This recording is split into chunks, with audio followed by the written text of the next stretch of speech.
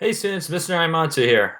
Coming with your activity, the period 7, the Age of Empire. First activity for period 7, so welcome and let's get into it.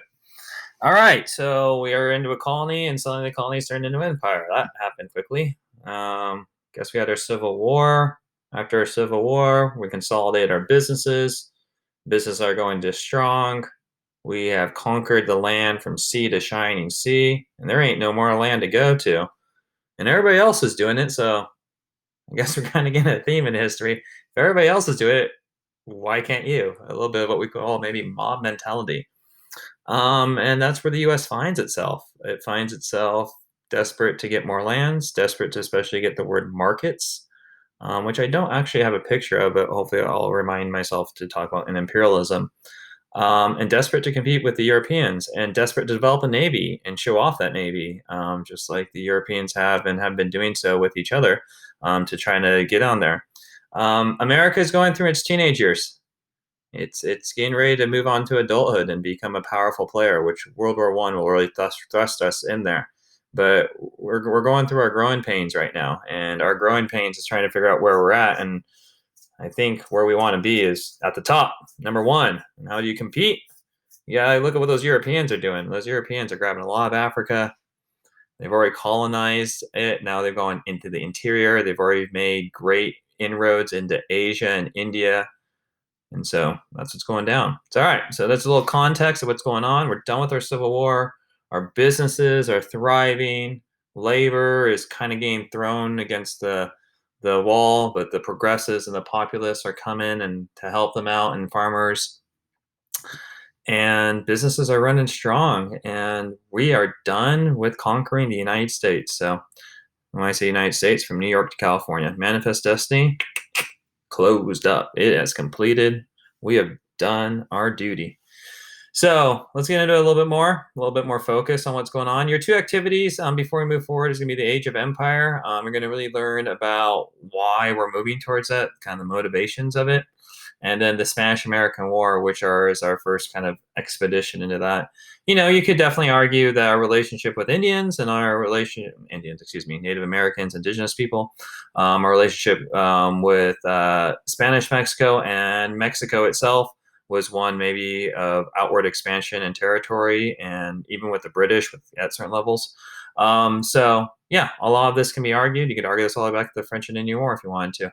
And ultimate ones, so of where it ends. But most historians would think that where we are within what we call the continental United States, the lower 48, the ones are in there, not Hawaii and Alaska.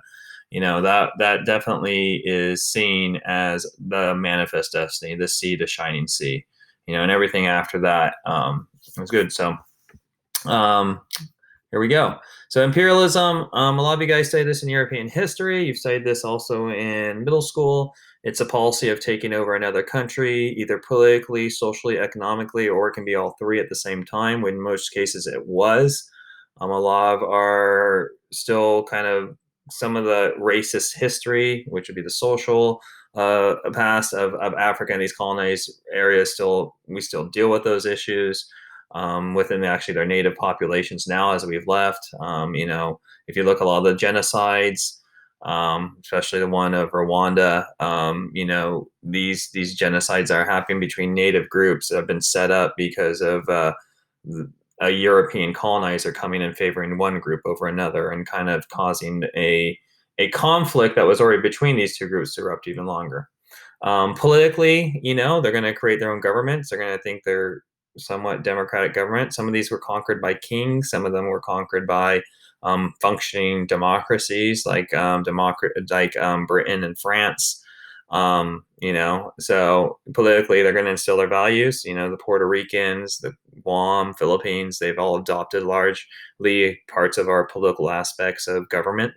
You know, so that's one thing that's happening. And most importantly, and you guys know this as me as a teacher, I think it's an economic motivation.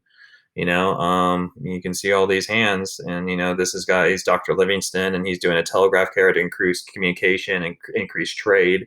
You know, this guy has an octopus and hands on all these resources, right? And they exploited the not only the population but also the environment of resources that were resource rich for the benefit of the mother country.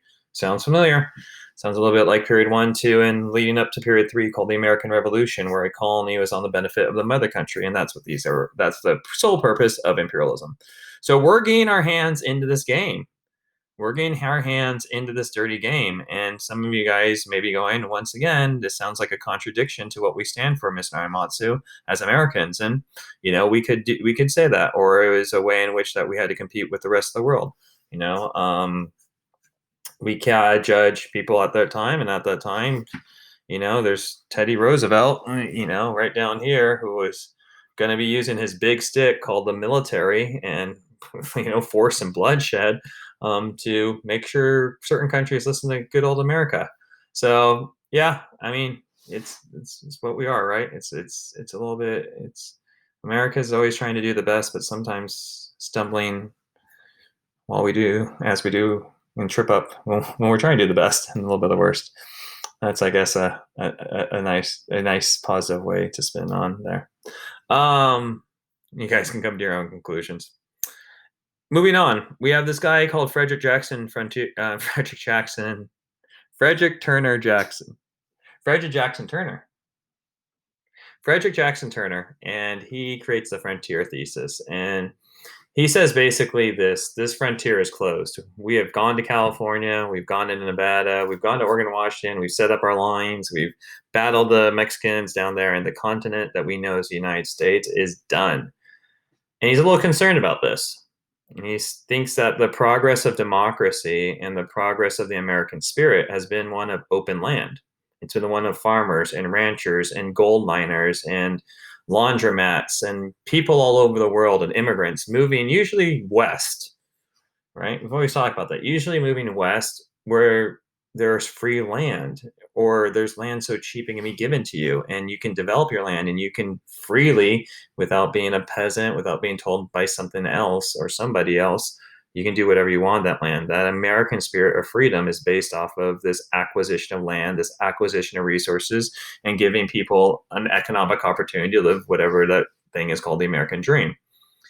He says, what happens if there's no more land? Right? Do we suddenly turn into the kind of feudal system that at certain levels is present inside of old Europe, right? With these elites that have always been there, who came from families of nobles and lords, but they now own large swaths of lands.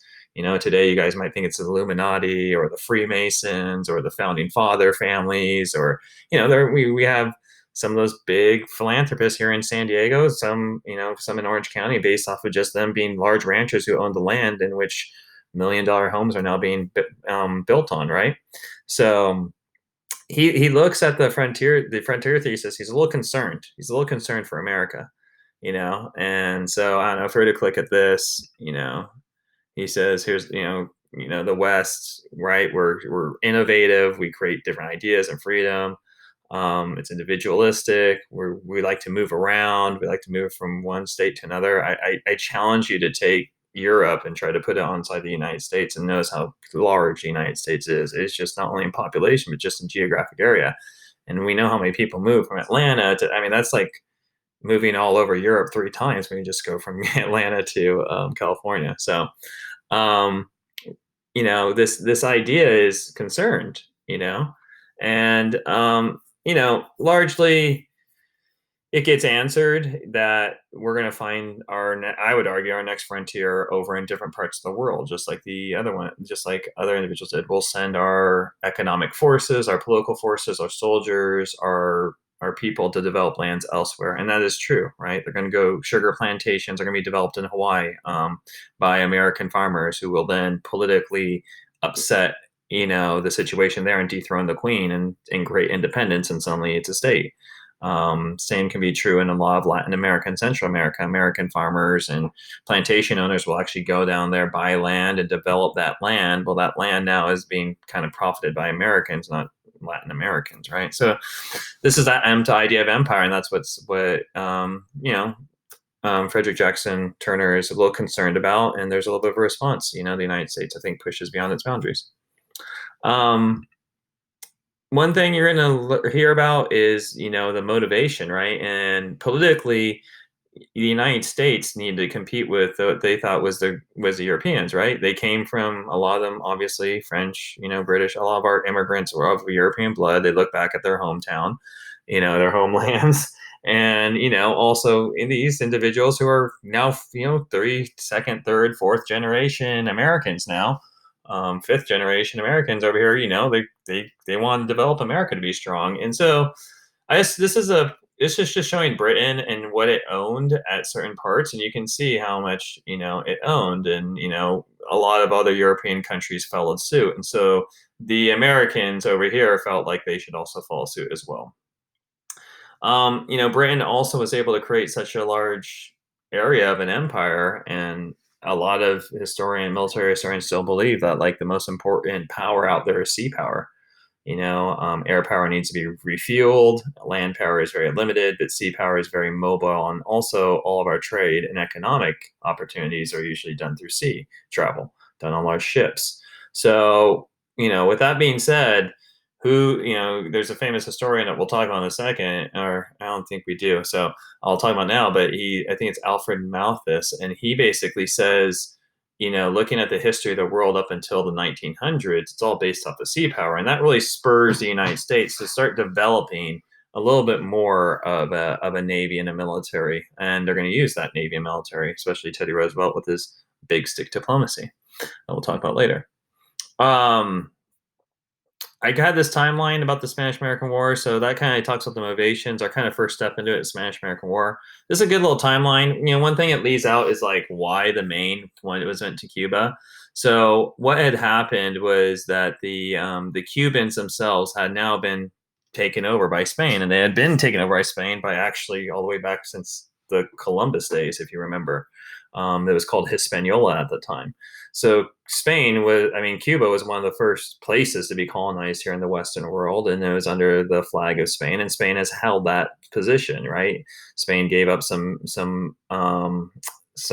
lost a lot of territory, obviously, during the Mexican Revolution, and that happened, but they still have these islands that are happening over there. So the Cubans are suddenly, it's the 1890s. I think Russia has finally it's freed its presence. Yeah, I mean we finally have done with the Civil War, right? And we're kind of moving into the 1900s, and we're starting to get things like electricity and knowledge, and things are advancing. And so obviously the Cubans kind of go in this revolt for democracy, right? To get rid of the Spanish who are on their Cuban lands, right? Who are still there. And so an insurrection happens. The Spanish obviously can't let this happen, so they send some army over there to start controlling things.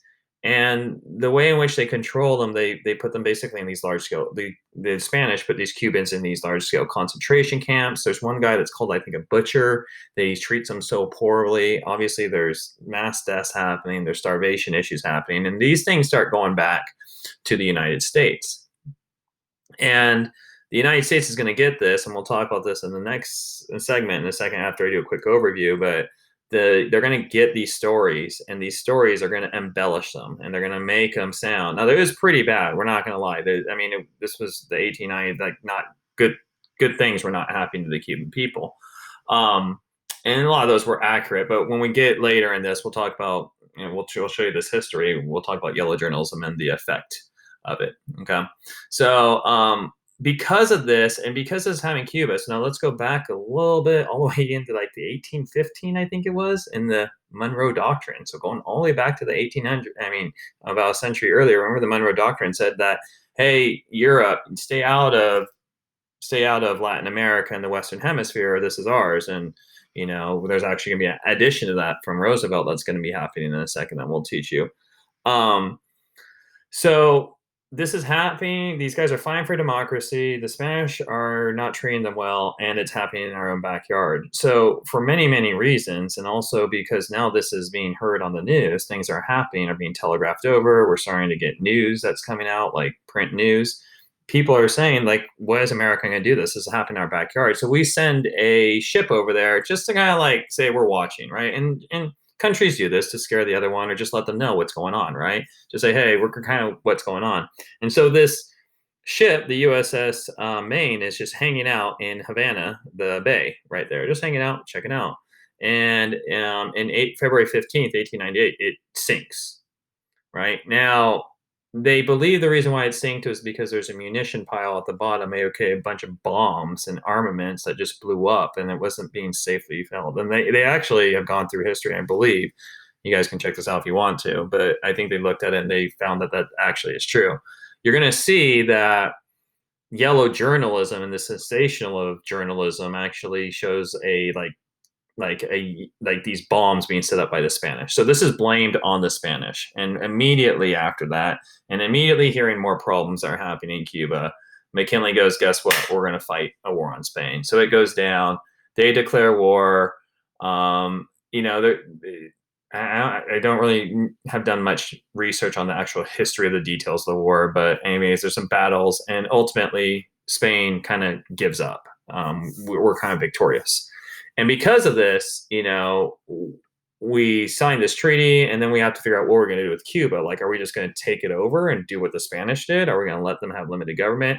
And the story from Cuba that you're going to learn is this: that you're allowed to be your own thing, your own island, but there's going to be a couple of deals that we have that we're going to work together, and also we're going to have like a little private base on there, and that's actually Guantanamo Bay, which we house a lot of the terrorists associated with 9/11 and the war on terror in general inside of Guantanamo Bay still today. So that's kind of an interesting part of this history, is that's where we get that, is that we signed an agreement that we have basically a military base permanently there. Cubans kind of got their full right of political sovereignty, their ability to govern themselves. This is not going to be true of the Philippines, which we inherit because of the Spanish-American War, right? We just defeated Spain. Now we get the Philippines as well. So, and we are fighting actually in the Philippines as well, just as a heads up. It wasn't just in Cuba. And the Filipinos were kind of help supporting us because the Philippines were taken by the Spanish and kind of thinking like the Cubans, hey, you guys are going to be cool and let us to have our self-government. But that's not what's going to happen. We'll talk about that in a second. I've already alluded to this. You know, this is kind of our most common version of what we would call yellow journalism.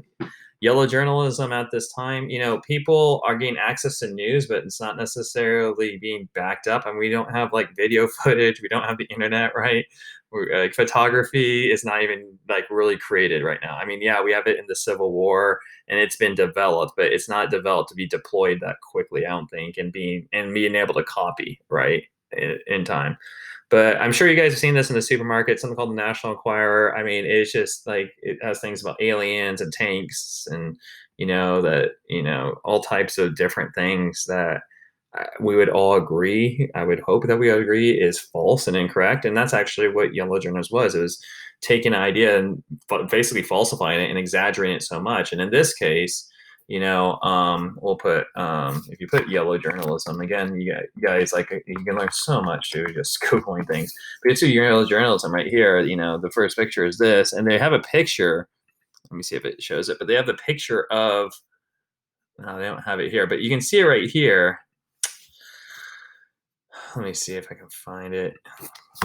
You guys can fast forward, so you can just you don't even have to deal with listening to me. You can just be done to it. So yellow journalism, USS Maine. Let's see if I can find it. They have like a picture. One of them. There's a picture of them, like there's these bombs that are placed like underneath it. They show where the bombs are, and there was never any bombs. Well, now I can't find it. But anyways, like here, I mean, there's like here shows an explosion of what's going on. I mean, this is a picture. This is a drawing, right? And so this is put on the front, and it's saying it is caused by the work of an enemy, and people just get sensationalized, and that's what kind of gets people excited. And then the Americans kind of have they declare war. Like we declare war. It's not Spain declared war, but we declared war, and it was maybe, you know, for a good reason, you know, to help out the Cubans get their independence, just as we had gotten their independence, as we had promised to take care of them, like the paternal father we are to our Latin American brothers and sisters, right? As they would have justified during the Monroe Doctrine and during this time. Just want to briefly talk about the Philippines. Again, this doesn't really come up too much in the test. Really, this about the Spanish-American War in Cuba. It doesn't really show up in the Philippines, but we need to mention it, especially that we have a lot of students of Filipino descent as well. This is actually where our kind of relationship begins. The Philippines, you know, named after King Philip, was owned by Spain, as I said earlier, and they actually rise up in concert and help with the Americans against the Spanish in hopes that obviously they'll get their independence. But this does not happen. They're actually agitators that begin fighting the Americans, and literally a war happens between the Americans and now the Filipinos. So first it's against the Spanish, now it's against the Filipinos.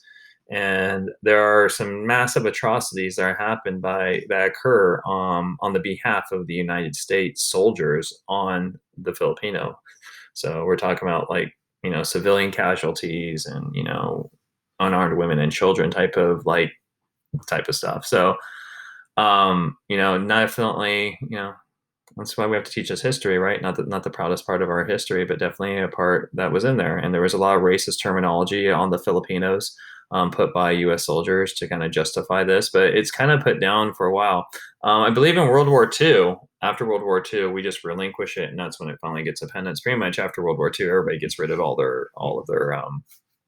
of their colonies. Excuse me. So, all right, guys. So that kind of reviews a little bit longer one. It's been a while since I've done this, so I apologize for the length. Getting back into it, just like you guys are getting back into like watching and reading. But yeah, that's our first video about the Age of Empire and the Spanish-American War, and we'll see you in the next one. All right, guys. Take care. Bye.